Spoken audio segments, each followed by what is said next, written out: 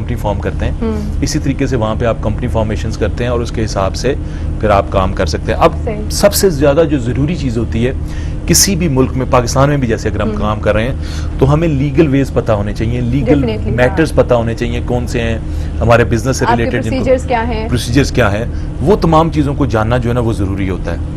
اب کیونکہ وہاں پہ مائننگ, فائنینشیلز, کمرشل اور انڈسٹریل سیکٹرز ساؤتھ افریقہ میں یہ چاروں ڈیولپنگ ہیں. میں ڈیولپڈ نہیں کہتا کیونکہ جب آپ ڈیولپ کی بات کرتے ہیں تو اس کا مطلب یہ ہوتا ہے کہ اس میں مارجن ختم ہو گیا, اس میں آپ کے کام کرنے کا, اس میں آپ کو ایکسٹرا شیئر لینے کا مارجن ختم ہو گیا. So they are developing which are on a par with the rest of the world and are the target of much overseas interest and investment. Okay.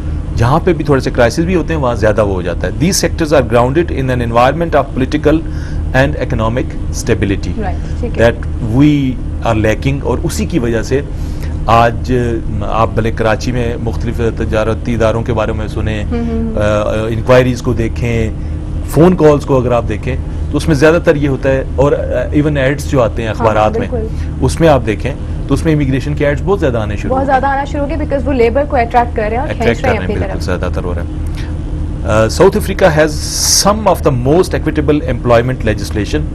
Relatively speaking, the cost of labor may be slightly higher in South Africa, but the flip side of this is that South Africa is free of exploitative labor practices. یہ ایک بہت بڑا problem ہے جو کہ ہمیں یہاں پر پاکستان میں لیبر کو بہت فیس کرنا پڑتا ہے کہ ایکسپلائٹیشن بہت ایکسٹریم لیول تک کی جاتی ہے بہت جگہوں پر. اور ہوتا ہے نا کہ مطلب آپ کو مہنگی لیبر ضرور ملے گی لیکن ایک تو ایکسپلائٹیشن نہیں ہوگی, دوسرا سرٹن کنٹریز جو ہے نا ان کنٹریز میں کچھ رائٹس ایسے زیادہ محفوظ کر دیے گئے ہیں کہ ان رائٹس کی وجہ سے بھی امپلائر پرابلم میں چلا جاتا ہے, امپلائی کو فائدہ ہی رہتا ہے. اچھا ٹھیک. تو اس میں آپ کو جو بندے کام والے ملیں گے وہ آپ بیسیکلی آپ ان سے کام لے سکتے ہیں. Employee and basically worker, employee نہیں کہہ رہا میں, ورکر کہہ رہا ہوں جو کہ کام کرے, جو کہ کام کرے.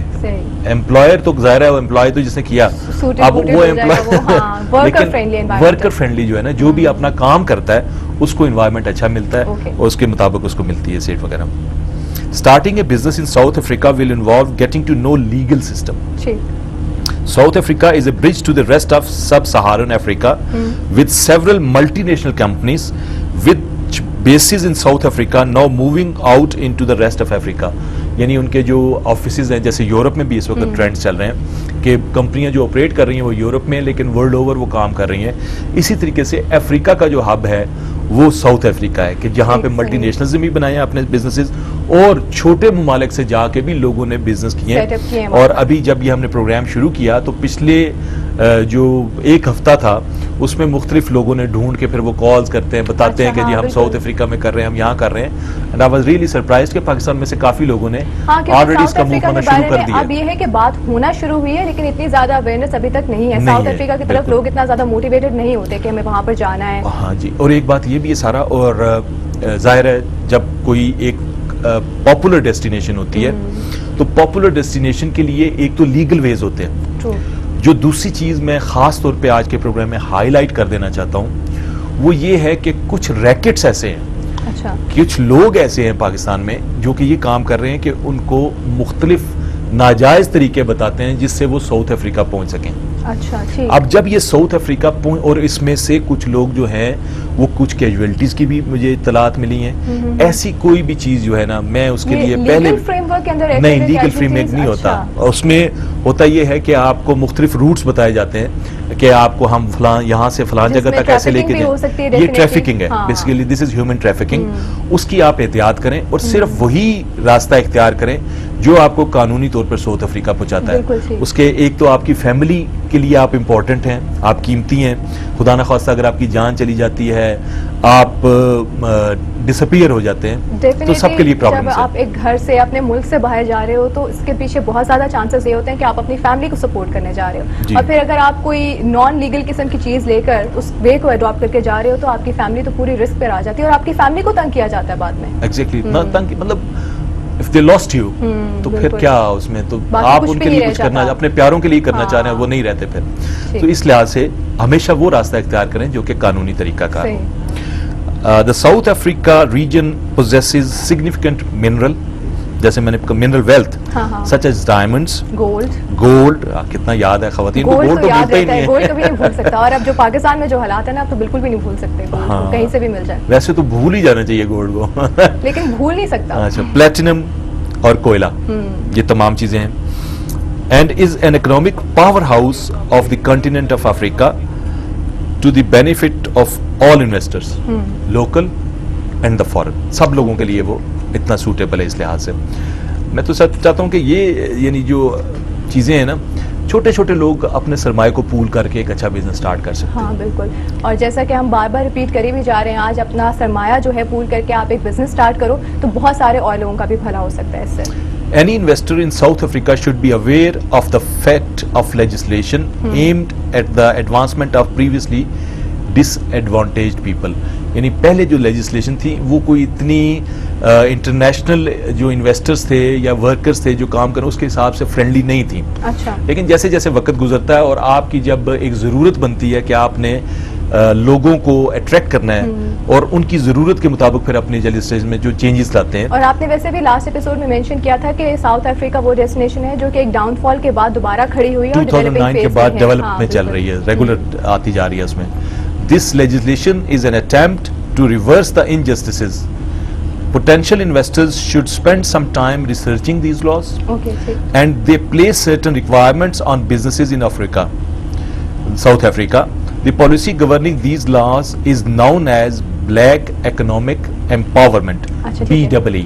इस कॉन्सेप्ट को जो है इसको डिटेल में डिस्कस करते हैं। कॉल है हमारे साथ, उनसे बात करते हैं। अस्सलाम वालेकुम। जी वालेकुम सलाम। जी कौन बात कर रहे हैं, कहाँ से? जी मैं साजिद बात कर रहा हूँ पंजाब से। ओके, क्वेश्चन बताएं अपना। जी मेरा प्रश्न है कि मैं लोन साहब से बात करना चाहता हूँ। मैं किसी भी बाहर के मुल्क में जाना चाहता हूँ, कनाडा वगैरह में। अच्छा। और मैं कौन सा तरीका इख्तियार करूँ, लीगल करूँ, वीजा का प्रोसेस करूँ या फिर किसी एजेंट के थ्रू मैं ये काम करूँ? आपकी तालीम क्या है? जी मैट्रिक है। और आपके पास पैसे कितने हैं? पैसे कितने रिक्वायर होने चाहिए? मेरा मतलब है दो ही तरीका कार हो सकते हैं ना, एक तो आप अपनी तालीम और अपनी प्रोफेशनल एजुकेशन के हवाले से इमिग्रेट कर सकते हैं, दूसरा तरीका ये हो सकता है कि आप बिजनेस इमिग्रेशन ले सकते हैं। तो या तो आप तालीम के हवाले से जा सकते हैं या फिर आप अपनी दौलत के हवाले से जा सकते हैं यही, या तीसरा तरीका ये होता है कि अगर आपकी वहाँ पे कोई अजीजी रिश्तेदारी है, आपकी शादी, अगर आप वहाँ पे शादी, यहाँ शादीशुदा नहीं है वहाँ शादी कर लेते हैं जेन्युइनली, तो ये तरीकाकार मुख्तलिफ होते हैं। अब मुझे नहीं पता कि आपको एग्जैक्टली कौन सा सूट करेगा इसमें से। जी ठीक है, थैंक यू। ठीक है जी, बहुत बहुत शुक्रिया कॉल करने का। और मतलब अक्सर हम मेंशन भी करते हैं कि आपकी अपनी प्रायोरिटीज जो हैं, you need to be certain कि आपको क्या करना है और किस ऑब्जेक्टिव के लिए जाना है आगे। ठीक है, ओके। ये ब्लैक इकोनॉमिक का कुछ कॉन्सेप्ट आप? हाँ जी, अब जब ये चेंजेस आई, जरूरत पड़ी, तो उसके मुताबिक फिर उन्होंने इसको किया ब्लैक इकोनॉमिक एम्पावरमेंट, BEE। तो ये जो भी लोग साउथ अफ्रीका की इमिग्रेशन चाहते हैं या इवन वर्क पे जाना चाहते हैं तो इस लॉ को जरूर पढ़ लें, वो गूगल पे सर्च करें, उसमें इनको तमाम चीजें जो सारे लीगल प्रोसीजर्स का काफी हद तक इल्म हो जाएगा। और कोई भी कदम जो आप मुल्क से बाहर निकालते हैं, आप अपने घर से भी बाहर जब कदम निकालते हैं ना तो सोच के निकालते हैं। तो आपने अगर बाहर के लिए फैसला करना है फिर तो आपको लॉज का फिर आप सिर्फ और सिर्फ कंसल्टेंट पे कभी मत रहें। सही आपकी रिक्वायरमेंट और आपकी इन्वायरमेंट और आपकी जो सब चीजें आपसे बेहतर कोई नहीं जान सकता। बिल्कुल ठीक, okay. At the present time, the Companies Act is being replaced, उसको चेंज किया जा रहा है, and the new legislation will take South Africa law closer to international standard. अच्छा, अभी ये चेंजिंग प्रोसेस में है, मतलब वो तो जाहिर चलती रहती है और चलती रहती है। और कोशिश ये की जा रही है कि जो इंटरनेशनल स्टैंडर्ड्स हैं जो सब तरफ हैं उनके कंपैटिबल ले आया जाए इन तमाम चीजों को। इस पे साउथ अफ्रीकन बिजनेस परमिट पे मजीद अपने डिस्कशन को कंटिन्यू करेंगे। अभी हमें लेनी एक छोटी सी कमर्शियल ब्रेक के बाद वापस आएंगे और आपको दोबारा ज्वाइन करेंगे वीजा गाइड में। कहीं मत जाएगा, हमारे साथ रहिएगा।